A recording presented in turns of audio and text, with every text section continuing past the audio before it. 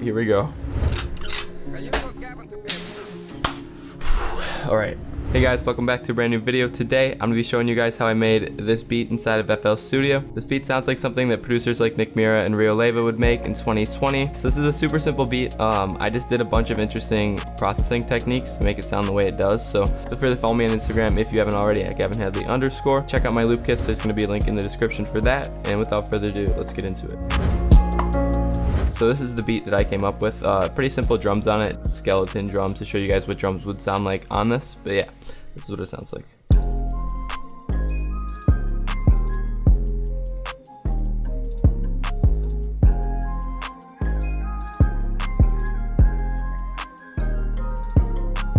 You can see that the BPM is at 152 right now, but I made the original melody up here at a lower BPM, so we're gonna put it back down. Right, so this whole thing started with this piano idea that I played.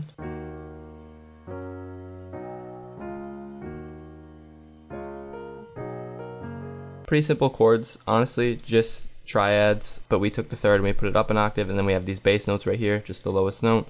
You guys have all seen this progression before. Super simple progression, just going up and then down the scale, and this C sharp helps lead back into the D sharp, which is our root note. And then I just flip these chords here and here. These chords are just the same, just flipped. Alright, so then this F sharp, for my ear at least, it's like a really conclusive chord to use. It really sounds like it's the final note in the sequence. It's like super low. Just again, just an F sharp major chord with that inverted up. We have this simple top line here. And then I randomized the velocities a bunch and went in and manually strummed some of these notes to make them sound a little bit more realistic. I switched it to this sound. And I just EQ'd it, took out a little of the low end so it sounded like before, a little muddy.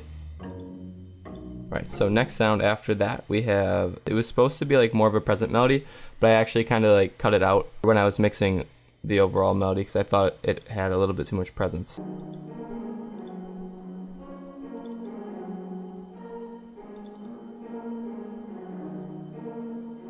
Alright, so I added a bunch of effects to it. I'll play it without effects. So it's like a key sound, piano, one shot. All these sounds I'm using for the most part are one shots, by the way. One shots are really good for getting this type of sound that we're going for today. So I took out a lot of the low end here. I put the crystallizer plugin on it, the muffled up octave preset, and then I just drowned it in reverb to really make it sound like just a background element. Then I messed with the stereo separation knob as well. Going down the scale, up and down the scale here, and like this is like the same pattern, but I would just go in and I'd find random notes like this guy, and I'd put it up a little bit higher. Same here, I wanted to add like a really high octave sound in. And since we have an A sharp down here, they blend really well since it's the same note. But yeah, that's basically it for that pattern, super simple. So now we have this whistle here. So this is like our bass here. It's like setting the foundation for this top melody here. I did a lot of experimenting with this, but it's all about just finding different notes that blend well together. Like this is called a chromatic sequence when you have notes in the scale that are right next to each other. Definitely don't shy away from using those in melodies, happy, sad, whatever type of melodies you're going for. I think they give a really cool sound. This part of the melody is the call, and then this is the response. And when you're making your responses, you want to have something that like wraps up the first part of the sequence. I say it all the time, and I've already talked about it in the chord progression a little bit today. Melodies are a lot more listenable when they conclude and they're satisfying to the listener's ear. So like for my ear at least, I think this concludes really well. Another chromatic sequence here. Then we drop down to the C sharp. I'm trying to get notes all over the spectrum. You can see our notes are pretty spread apart. So I was experimenting with one of the original versions that I had over here, but I ended up scrapping it. But I wanted to keep it around for the second part just to give the melody a little bit more variation. I don't normally do stuff like this, but I think it worked out pretty well.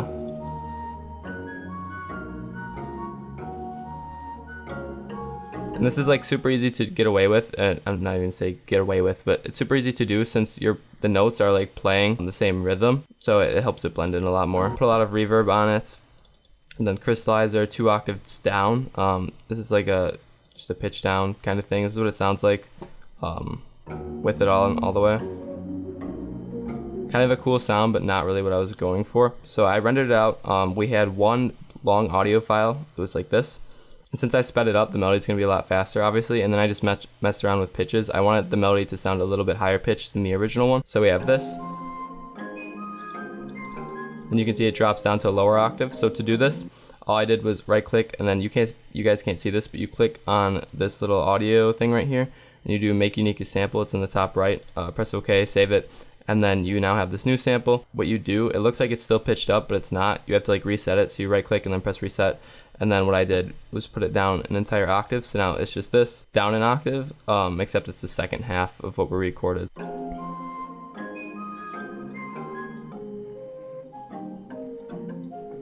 Alright, so now for this part, I have the vocal that I did. Just humming into the microphone, coming up with random ideas, and then compositing and like chopping up the random ideas and making them into a cohesive vocal.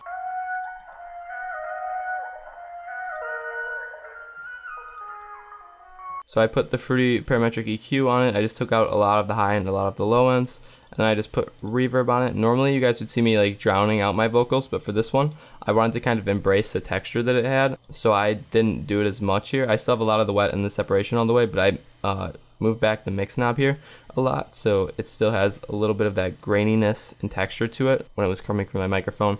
And like since you pitch it up, it gives it that kind of effect. So yeah, that's what it sounds like again.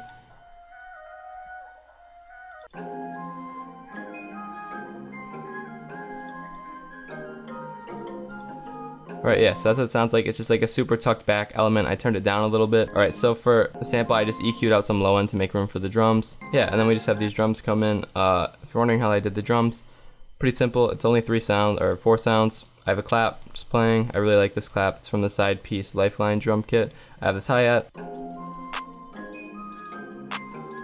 It's actually a MIDI from the Nick Mira Touch Volume 1. But now we have this Audi 808. I feel like this sound works really well for these type of beats. Sawing the bass notes. And then we have a kick. And I like to use my kicks kind of sparingly. I don't like to put them on all of the 808 notes. So we have it hitting right here, right away. Yep, and then that just loops the entire time. And then to stop it from clipping, I just put a soft clipper on it. Default settings, that's what I do. Since I'm not really a drum guy, I'm more of a loop maker. That's my technique. There's a lot of other ones out there. That's basically how I made this loop. Super simple loop, as you guys were able to see today. Hope you guys enjoyed. Hopefully you're able to learn something. Thank you for clicking on the video, and if you made it to this point in the video, again, thank you. That's all I got for you guys. I'll see you in the next video. Peace out. Julian, welcome back.